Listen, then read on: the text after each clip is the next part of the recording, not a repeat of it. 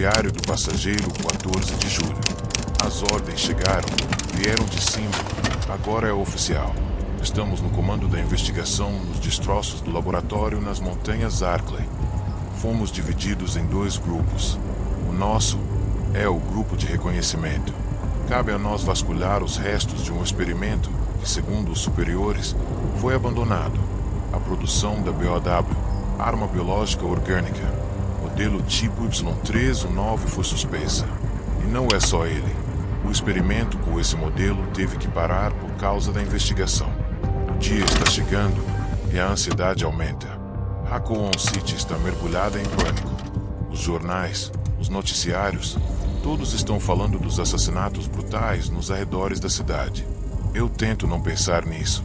Mas e se for o vírus? E se aquilo escapou?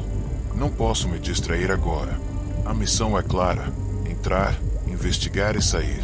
Sem erros, sem baixas, sem vazamentos.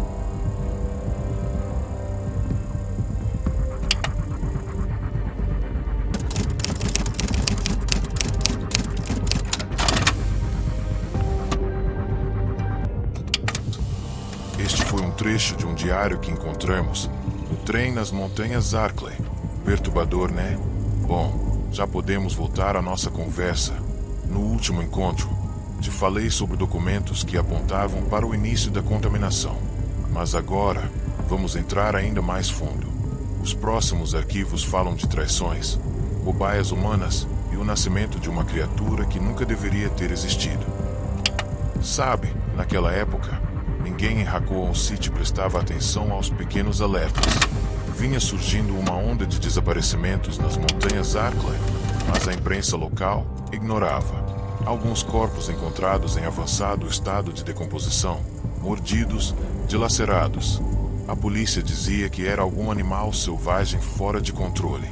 Mas eu já estava desconfiado que algo muito mais sinistro estava se formando por trás da cortina das árvores densas da região. Há 3 meses do acontecimento em Raccoon City, me lembro de estar no meu pequeno apartamento, assistindo à TV local. Um repórter interrompeu a programação com a notícia urgente. Um trem, Ecliptic Express, pertencente à Umbrella Corporation, havia sofrido um ataque misterioso. As autoridades estavam enviando uma unidade de elite da polícia para investigar. Era a equipe Bravo dos Stars, uma unidade que operava diretamente dentro do departamento de polícia de Raccoon City. A equipe Bravo era formada por soldados experientes. O comandante era Enrico Marini, um homem sério, disciplinado.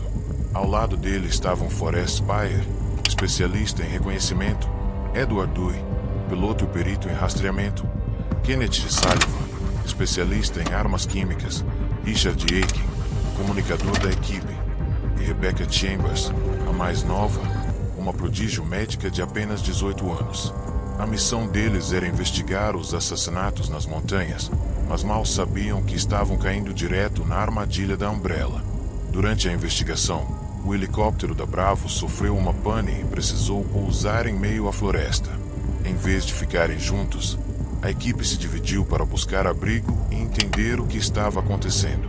Rebecca, sozinha, se deparou com o Ecliptic Express parado no meio da linha ferroviária. E foi aí que tudo começou a dar errado. O trem estava infestado, corpos voltando à vida, criaturas deformadas surgindo de compartimentos de carga, e um homem, Billy Cohen, um ex-fuzileiro. Acredito que ele é do seu país Brasil. Se eu não me engano, mas pode ser de algum outro lugar da América do Sul, não me lembro direito. Ele foi acusado de matar 23 pessoas que alegava ser inocente. E ele se uniu a Rebecca. A jovem era contra isso, mas era necessário. Não era mais uma questão de justiça, era sobrevivência. Mas por que o trem? E por que agora? É aqui que entramos na parte mais obscura da história. Tudo isso fazia parte de um plano de vingança do Dr. James Marcus, um dos fundadores da Umbrella. Marcus havia criado a Umbrella anos antes, sob o disfarce de uma empresa farmacêutica. Na verdade, eles estavam estudando o progenitor vírus, um agente infeccioso ancestral capaz de alterar o DNA de organismos vivos. Durante a investigação dos arquivos da Umbrella, encontramos registros valiosos do Dr. Dr. James Marcus. Seu diário pessoal revela os bastidores obscuros da criação de um dos vírus mais perigosos da história. Em 4 de dezembro, não lembro o ano exatamente, Marcus comemora a descoberta do que ele chama de novo vírus. Um avanço sem precedentes, batizado como Progenitor, um agente infeccioso ancestral capaz de alterar o DNA de organismos vivos, que ele pretende estudar imediatamente, com total dedicação.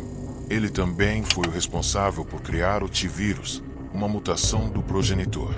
Spencer e William Burke, então jovem pesquisador promissor, traíram Marcus. Com ordens diretas, assassinaram o cientista e encobriram todos os traços de seu trabalho. Ou assim pensaram. Anos depois, Marcus voltou.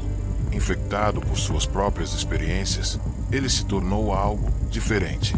Uma entidade viva, simbiótica, guiada por vingança. E foi ele quem liberou o vírus no trem, transformando tudo num inferno sobre trilhos. O Ecliptic Express levava documentos cruciais e materiais biológicos da Umbrella. A mansão nas montanhas era apenas uma das muitas fachadas.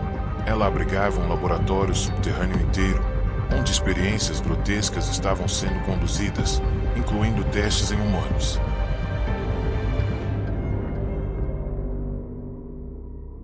Sabe, alguns anos depois daquela noite, recebi uma ligação que eu jamais esperava. Do outro lado da linha, uma voz que reconheci imediatamente. Rebecca Chambers, agora adulta, mais centrada, mas com o peso de lembranças que ninguém deveria carregar. Nos encontramos num café discreto de Stoneville, bem longe de Raccoon City. Ela sorriu ao me ver, mas seus olhos ainda estavam presos na floresta das montanhas Arklay.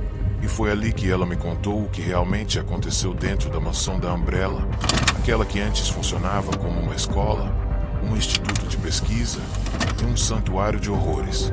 Rebecca me contou. Assim que ela e Billy escaparam do trem, seguiram por um caminho estreito e coberto pela vegetação densa da floresta até chegarem àquela construção colossal. Por fora, parecia abandonada, mas lá dentro havia algo vivo e pulsando. A mansão era um antigo centro de treinamento, um internato científico construído por Oswell Spencer, usado para treinar os futuros cientistas da Umbrella, mas também para doutriná-los. Ali dentro, Rebecca viu corredores longos cobertos por mofo, salas de aula onde ainda estavam cadernos sobre experimentos genéticos e o pior, celas. Celas. Não eram alunos, eram cobaias. Ela me contou sobre os documentos escondidos, onde pesquisadores relatavam experimentos com o proto-T-vírus e as ordens diretas do Dr. James para transformar recrutas em zumbis vivos, testes, punições, execuções. Rebecca ainda se lembra da sala de música, onde ouviu, pela primeira vez, os gritos não humanos de uma criatura rastejando no teto. Era um dos primeiros Lurkers, humanos injetados com DNA de répteis. Ela também me disse que encontrou uma das primeiras versões do Hunter, que quase a matou numa biblioteca soterrada. Billy a salvou a tempo, com um disparo certeiro. Nos andares inferiores, eles encontraram o laboratório de Marcus, já tomado pela água, pela podridão e por algo que parecia movido por ódio puro. Foi ali, naquele subsolo, que Rebecca testemunhou algo que jamais esqueceria: o renascimento de Marcus, deformado e impulsionado pelas sanguessugas. Ela me mostrou um diário ali encontrado, pertencente ao administrador do laboratório, subordinado ao diretor James Marcus. Em um de seus registros, ele relata ter recebido uma ordem direta do próprio Marcus, alterar o código de entrada da plataforma central de acesso. O administrador obedeceu, como sempre fazia, mas ao tentar entender a lógica por trás da nova senha, se deparou com algo perturbador. Ao perguntar ao diretor qual seria a base da nova senha, Marcus respondeu, com naturalidade, algo relacionado ao crescimento das minhas crianças. A declaração causou confusão imediata. O administrador se pergunta: Marcus é um homem solitário? Não tem esposa? Com certeza, não tem filhos. A que crianças ele se referia? A resposta, como os registros posteriores confirmam, não era metafórica. Para Marcus, As crianças eram suas sanguessugas geneticamente modificadas, suas criações preferidas, tratadas como filhos, cultivadas, alimentadas e moldadas para servirem aos seus planos. O simples código de acesso, no fim, escondia um traço fundamental da mente de Marcos, um gênio obcecado, completamente desconectado da realidade, cuja sanidade fora lentamente consumida pela própria ciência que a ajudou a criar. Rebecca me olhou nos olhos e disse, quase sussurrando, eu só tinha 18 anos e achava que tudo aquilo ia ser só mais uma missão de resgate. Ela terminou seu café em silêncio, depois apenas se levantou, colocou o casaco e me disse que aquilo foi apenas o começo. Rebecca e Billy sobreviveram a esse inferno, mas saíram marcados para sempre. O laboratório foi destruído e o vírus aparentemente contido. Mas foi só o começo. Sabe, às vezes, penso se tudo aquilo foi mesmo real. O som do trem ecoando pela floresta, os rugidos, os olhos daquelas coisas. Ainda me lembro, e tenho certeza, de que a cidade ainda vai pagar um preço alto por tudo isso. Durante a varredura nos arquivos subterrâneos da estação de tratamento de resíduos da Umbrella, nossa equipe localizou um diário assinado pelo condutor-chefe da instalação, datado poucos meses antes do colapso biológico em Raccoon City. No registro de encontrado na data de 10 de maio, o funcionário demonstra frustração e alerta. Porque estão despejando lixo industrial, que ali é um complexo da Umbrella. Não poderiam dar conta daquele volume de material. Além disso, eles estavam mandando materiais contaminados que não conseguiriam processar. Aparentemente, resíduos industriais e químicos altamente perigosos estavam sendo enviados à revelia das capacidades da estação. E o pior, ninguém parecia se importar. Em um outro registro, ele comenta que parecia que eles estavam fechando e foi muito de repente. É como se eles não ligassem. Este relato evidencia o descaso e o abandono repentino da Umbrella na estação, pouco tempo antes da propagação do T-vírus nos arredores das montanhas Arklay. Muitos estudiosos e investigadores consideram este o ponto de origem da contaminação em Raccoon City. O excesso de material biológico e radioativo, descartado sem controle, pode ter gerado mutações ou vazamentos que atingiram a rede subterrânea da cidade, espalhando o vírus de forma invisível, porém letal. O diário do condutor, portanto, não é só um relato de frustração, é uma testemunha silenciosa do descaso corporativo que acabou desencadeando o pior desastre biológico da história moderna. Mas tem muito mais por vir. Mas podemos continuar no próximo sábado. Os relatos da mansão Spencer foi algo nunca imaginado. Vamos deixar para um próximo dia. Talvez no próximo sábado. Agora estou cansado e tudo isso já fez muito tempo. Preciso respirar um pouco. Só por hoje. Tirar as imagens da minha cabeça e aí continuamos. Aqui mesmo. Te falo sobre o ocorrido na mansão Spencer.